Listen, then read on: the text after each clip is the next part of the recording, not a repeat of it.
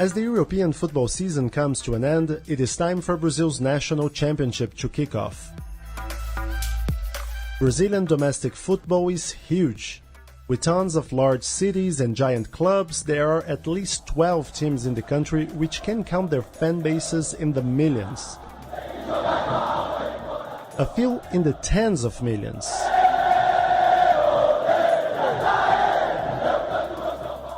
And year in, year out, anyone from a pool of 5 to 8 clubs starts the season with realistic chances to become national champions. In many respects, Brazil is among the most competitive leagues in world football. Still, massive clubs like Corinthians, Flamengo or Palmeiras draw little interest from international viewers, at least compared to their European counterparts. The Premier League's new broadcast deal. Sky Sports and BT Sport are paying more than $10 billion for broadcast rights between 2016 and 2019, bringing in almost $4 billion in additional revenue for the English Premier League. This is a domestic rights deal only for the Premier League. They're going to have the international negotiations open up. That is by no means only a matter of on-the-field action. Despite being known as the international capital of football, that is, at least until the 7-1 beating we took from Germany in the 2014 World Cup. It's 7! Absolute humiliation! Brazilian clubs have systematically failed to turn the world's most popular sport into a profitable business. But why do people, Brazilians included, perceive local football as a low-level competition? My name is Gustavo Ribeiro, editor-in-chief of the Brazilian Report. This is Explaining Brazil.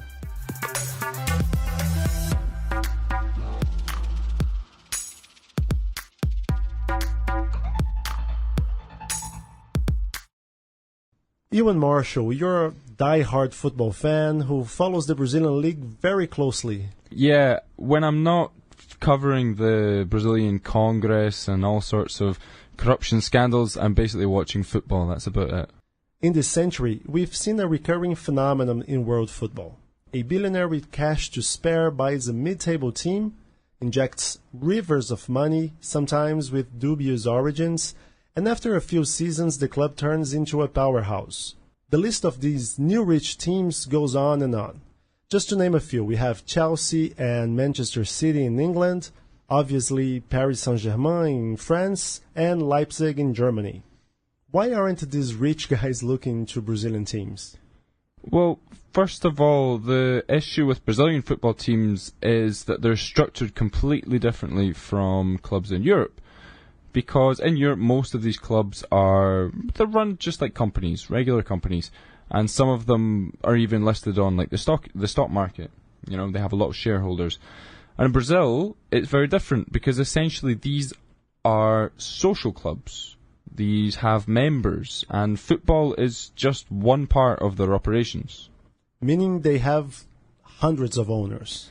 Yeah, it depends on the club, but some of the biggest clubs can have thousands who are able to vote on their presidential elections, which are usually like 2 in 2 years, that sort of thing. Yeah, okay, but they could change their status to allow themselves to get taken by a group or a rich benefactor or get listed on the stock exchange. The thing is, for most of these board members at these football clubs, the sport isn't really their top priority because, as I mentioned earlier, these are social clubs. A lot of these people involved are just concerned with, you know, the swimming pool being cleaned regularly or just to make sure there's enough whiskey in the clubhouse bar. So who is actually calling the shots? Are the club administrators professionals? Do they have an experience or are they just supporters?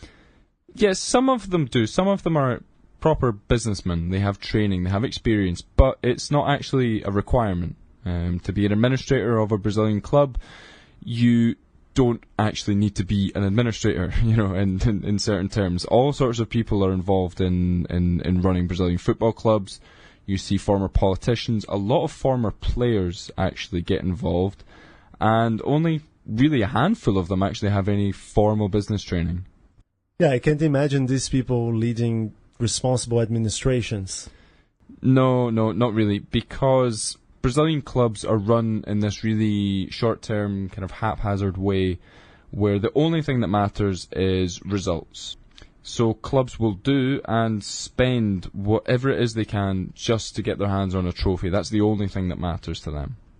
So we've established that Brazilian football teams are essentially amateur run, but it can't be absolute chaos, right? I mean, is there some sort of business model there, or? Well, the first thing to bear in mind is that Brazilian clubs cannot compete with the major European sides in terms of television contracts and sponsorships or the prize money they get from the tournaments, for example. Flamengo, for instance, it's the most popular club in Brazil and it has around 30 million supporters. Like half of the French population. Yeah, it's a level that no big club in Europe can really compete with domestically. And they, last year, had an overall revenue of 600 million reais. And that, for comparison, is more or less what West Bromwich Albion received just in broadcasting rights in the 2017-2018 season in England. And they finished dead last in that league. So, what is the model for Brazilian teams? Well, it's changed over the years, but essentially since the mid-2000s, Brazilian clubs have become fully aware that their role is essentially just to develop and sell players to major European leagues. They can't afford to turn down big money moves, big money transfers from teams abroad, so it's just a case of trying to develop as much talent as they possibly can to make a bit of money. So you're saying that teams are always in a one-and-done mode, right? I mean, you build a good team, get a big trophy, and then sell everyone inside and get the books back to black. Yeah, that has been the case for the last few years, but even this kind of selling model is changing because with the ultimate globalization of football, these big European clubs and their scouts, they're watching young Brazilian players when they're playing for the youth teams. They're watching them before they even reach the first teams of Brazilian clubs. The best instance recently of a young Brazilian player being taken to Europe is Vinicius Júnior, who plays for Real Madrid. He's their wonder kid starlet. And before he even turned 18, the Spanish club had already bought him from Flamengo for 45 million euros. And that was in a situation where Flamengo fans hadn't even seen him play for the first team yet. And he was already a 45 million euro player. And once he got into the team, he played around 6 months, less than a year, and he was already gone away to Real Madrid. And I imagine that social media must play a role there. Like, these kids already have YouTube highlight reels of their own when they're less than 10 years old. No, definitely, because these days you also have these really sophisticated scouting equipment where clubs pay a lot of money for this, but they essentially have a subscription base where they can access games from all around the world. Any game that is being played, even in your kind of under 20, under 18s tournaments, they have that all on their computers. So they are able to assess these talents. They're able to watch these kids ages before they even become professional players. So we're saying Brazilian football is horribly managed, never quite seems to reach its full potential as a business, and still you don't think it's fair to call it a low-quality product. Well, the thing is, with Brazilian football, is I think what you have to keep in mind is that it is very different from high-level European football. It's almost, in some ways, it's almost a different sport at times. Because you don't have the organisation, you don't have the efficiency in management, you don't have the greatest players. But what you lack in that department, you have in kind of real just raw sport and passion and real unpredictability.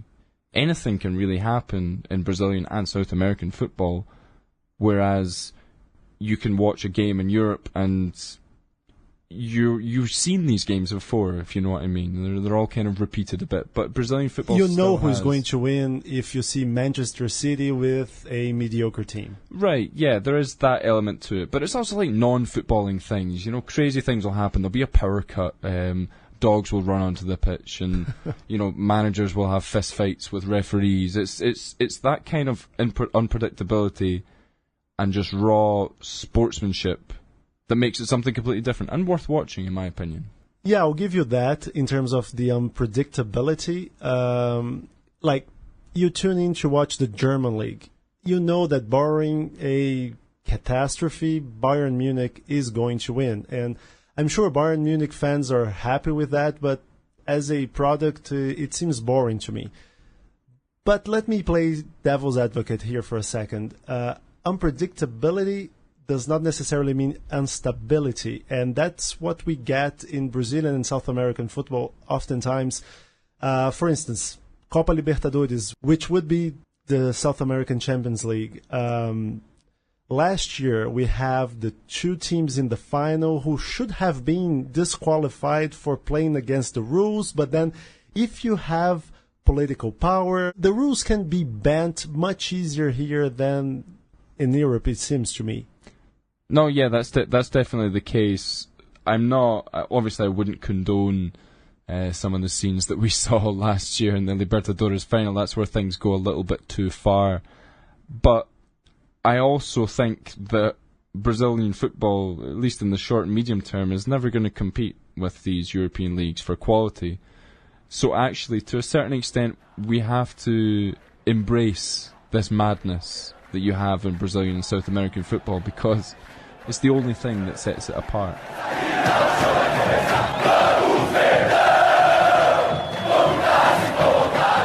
How to make passion a winning formula? After the break.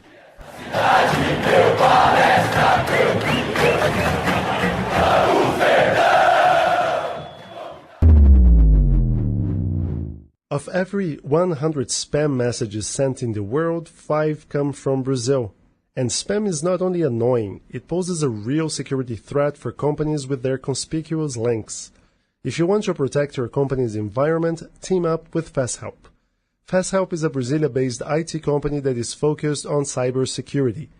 Go to fasthelp.com.br for more information. fasthelp.com.br. 6 of the top 10 most valuable clubs in the world play in the English Premier League. Part of their success is due to the billions of petrodollars poured in by oligarchs and billionaires with checkered pasts, but as we've mentioned before, the high level of professionalization of the clubs also comes into play. Reality is different in Brazil. Consultancy firm L.E.K analyzed the balances of 20 Brazilian clubs and found that 14 of them posted losses in 2016. I think it's all about the way the clubs are managed and their governance model, their structure. This is Fernando Monteiro, one of the authors of L.E.K's study on Brazilian football clubs. Most of them, they have a payroll that's very heavy compared to the revenue. So they are designed to have bad financial results. They jeopardize financial results in the name of winning the championship. So what we see is that most of the clubs are not able to be competitive on the field, but also financially responsible. You just have a few clubs doing well, which are the exceptions, because most of them, they're not able to balance that because they don't run the soccer as a business.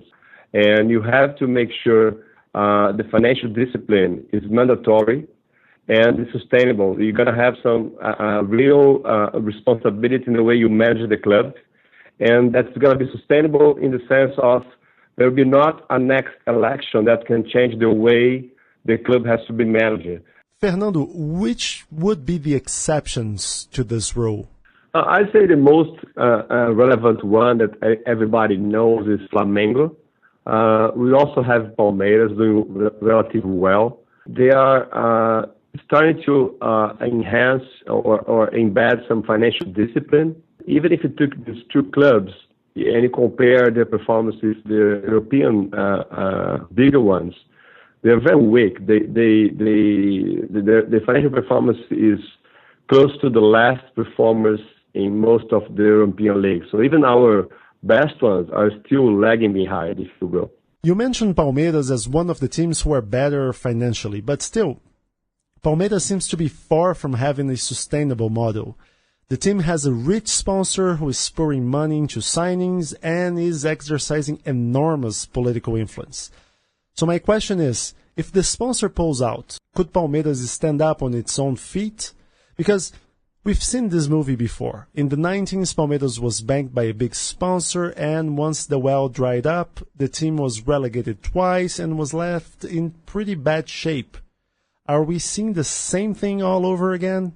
In this case, Palmeiras, you cannot rely on only one source of sponsorship. So we have to have a diverse way of funding the club and investing as much as you can, taking into consideration your financial constraints. So that's, even if you took Flamengo, you have already a couple of years running the club in a more professional way. They are still not I would say, taking a path of long-term financial sustainability, because maybe there'll be some political change in the next years that can change everything again. You need to have a structure that will be appropriate to attract capital, manage results, and also organize a championship, create a league that's really strong, and develop the Brazilian soccer as a product, which is not valuable a lot anymore. Brazilian teams are overly reliant on transfers and broadcasting rights for making ends meet, but matchday revenue is still very low. Ticket prices are still high and stadiums are empty. Less than 20 million of people in our country, less than 10%, they go and watch the matches in the stadium. So we have a lot of room for growing that. And when you look at the main reasons, I remember that price is a relevant one, but distance, and the number one is all about safety and security. So I'm not sure it's all about reducing price. I think you have to make sure the whole experience is much better. We have a lot of bad, even this year, if you look at on the news, a lot of fights and things that will keep families away from watching games. So I think you need to work on a couple of elements. I'm sure there is room for doing a better job on pricing, but I don't think there is a silver bullet on price to make things work in our case. I think the whole system has to be improved.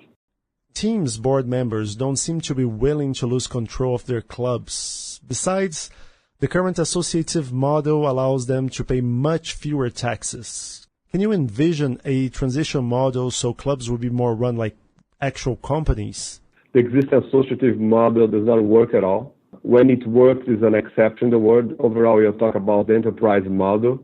What I like about the mixed capital model for our case is, given the DNA of our clubs, this mixed capital model could accommodate the associative area as a stakeholder, but also opening room for private investors. Both would be able to form like a board of directors that could indicate the CEO of the club and make the club be managed as an enterprise, both about the sports results but also the financial results. When you talk about changing the model, you're talking about changing the status quo and changing political power across the clubs.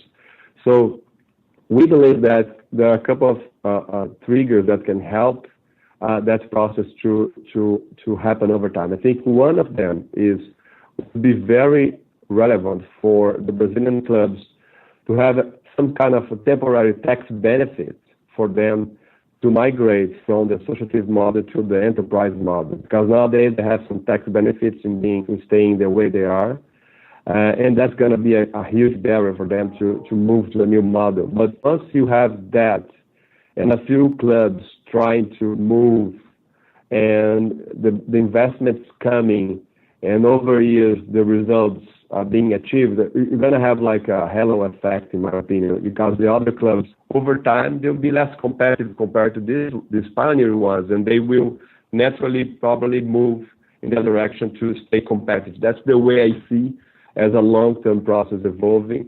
It's not easy to happen. It's impossible to predict when, but I think it's a possible scenario in the next years.